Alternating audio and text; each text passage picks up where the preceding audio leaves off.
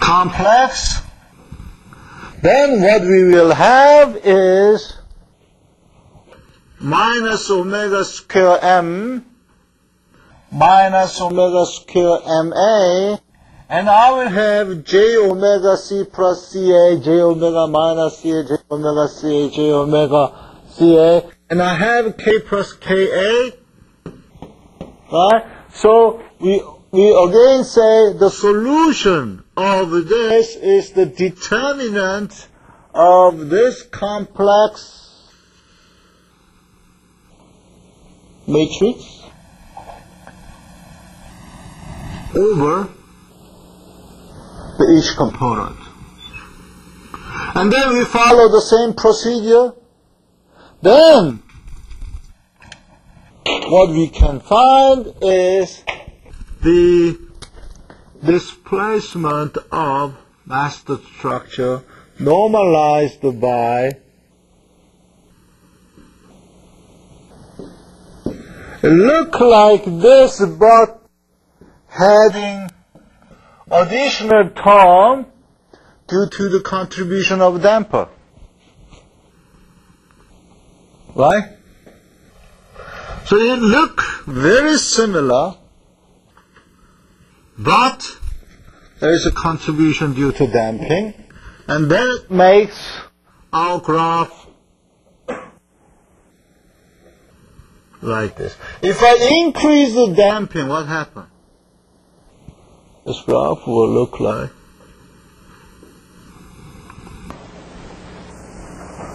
right? So it's your choice whether you have this smooth vibration or you have abrupt change of vibration but has a very small vibration in operation range. That's your choice. That's your choice. Right? Okay? So, but what if vibration is very big?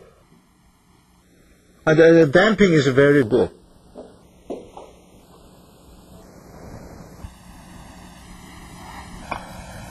If damping C and CA is very big, what you would have? If damping is very big, let's think it physically. If C and CA is very big,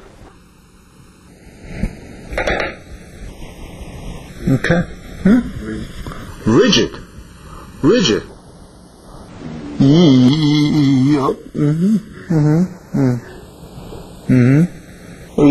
Yup. The whole system might oscillate as if that is a single degree of freedom. Right? So if you look at the text, in some range, the peak occurs over here because of that phenomenon. If C is very big. Okay?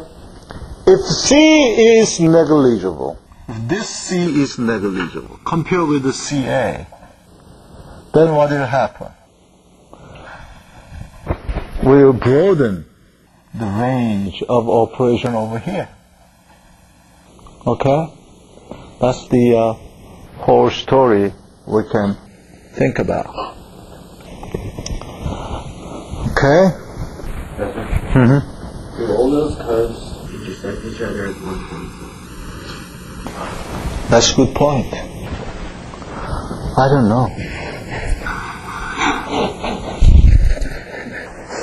The reason why I say I don't know is because if mu is fixed,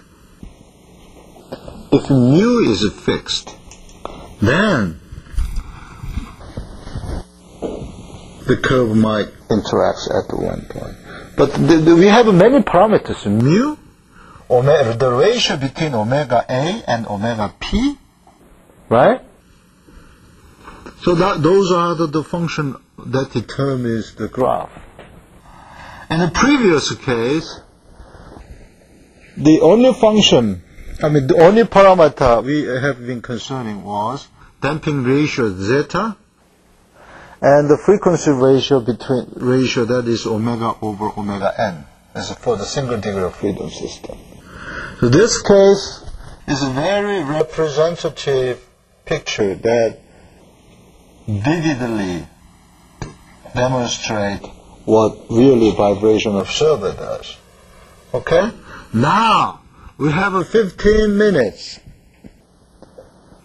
And this is good time to have surprise. Not surprise kids, but the time you write down the equation that includes the damping. And I suggest you to look at the text and summarize in your notes. Otherwise, I'm sure only 5 or 6 students will do it.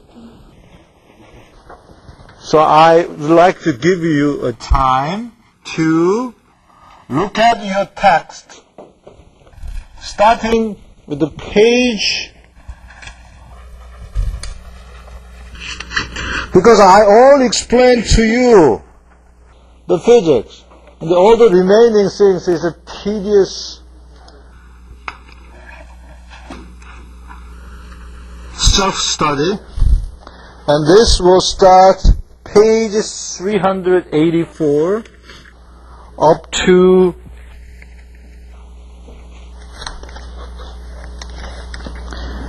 391, and I ask you to summarize. Okay?